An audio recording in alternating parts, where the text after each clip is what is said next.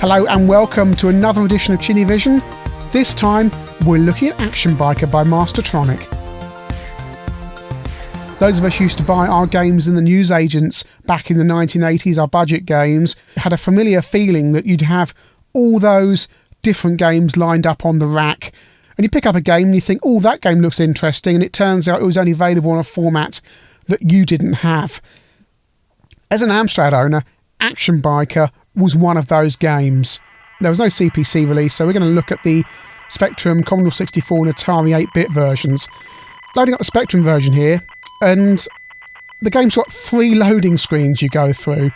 I've sometimes seen games that have 2 loading screens, but never a game that has 3 loading screens, and we've got an advert here for KP Skips. So we're loading up here onto our 3rd loading screen, and we load into the game. And the first thing you do is crash into this house here.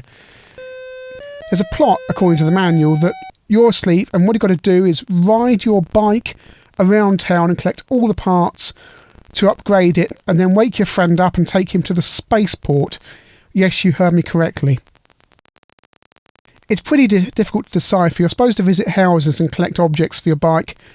What you mainly seem to do is drive along these roads, mainly getting hit by other objects that seem to affect your sleep meter, and eventually you wake up and that's game over.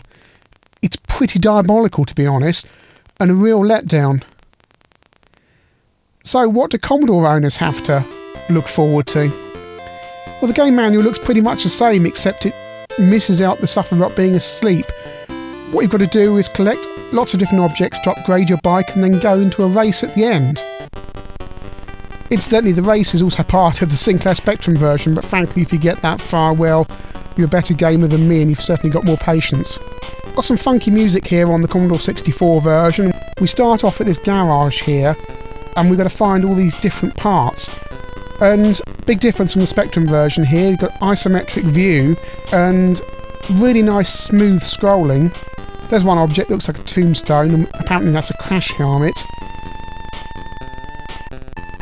You use up fuel as you drive around like the Spectrum version. You can get more fuel by going back to that garage there. As you collect things for your bike, you can have upgrades to the bike, such as 2 gears on the bike so you can accelerate better, and various different bits and pieces. Basically, you end up exploring the map, and it's a fairly small map that loops round on itself, but the trick is to explore the nooks and crannies and collect all the items in order.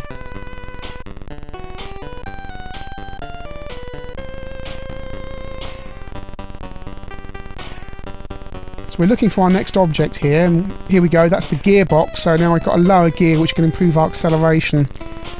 When you get all the objects, you get to take part in a race at the end of the game. It's if you've got patience to get that far. It's a very basic game. Initial impressions are good, but eventually all you find yourself doing is traipsing around the map to find yet another object. It's very, very repetitive. Onto the Atari XL, and thankfully it's similar to the Commodore 64 version and not the diabolical Spectrum version. Nice scrolling here, you've got that little kind of glitchy thing at the bottom between the status bar and the main screen there that as it scrolls, but otherwise it's pixel perfect. It's pretty much the same game. I would be surprised if this isn't a line-by-line port to the Atari 8-bits. Tune is the same as the Commodore 64 version, isn't quite as nice, but it's the same tune. Objects are all in the same place. Game has exactly the same faults as all the other versions.